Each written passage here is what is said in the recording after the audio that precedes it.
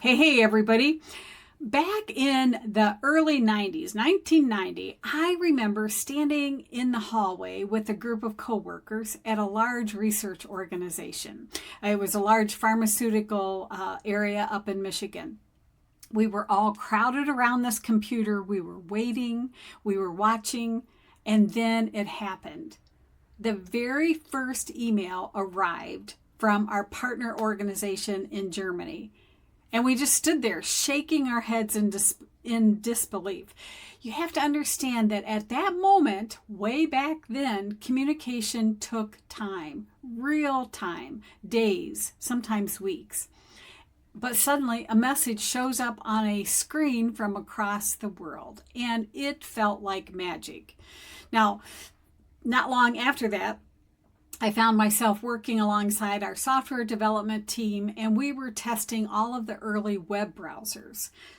Back when names like Netscape were just starting to appear on the scene. Before that, getting onto the internet meant you actually had to type these commands like /FTP or Telnet. You had to know the code just to access the information.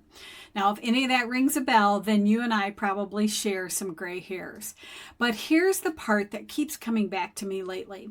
Back then, during the early web days, there was an explosion of tools, new browsers, new platforms, new search engines, new companies popping up everywhere, everyone competing to be the one that everybody else was using. Does that sound familiar? Yes. And that's exactly where we're at with AI right now. New tools show up daily. We get excited about one, then another one pops up, then another, and before long, you feel like you're just chasing all of these shiny objects instead of making progress. I've lived through this before. And here's what I learned the first time around that still applies today. If the AI wave feels overwhelming, I want you to try these few tips. First, keep your ear to the ground, but don't chase every new tool that shows up. And then just pick one or two tools that actually solve real problems for you, and then learn them well. Test new tools in a small way before building your entire business around them, okay? Keep notes on what works, what doesn't. Your future self will definitely thank you for that. And a little side note, I do have a spreadsheet. I'll put the link down below that just helps you organize all the tools that you're using and to make notes.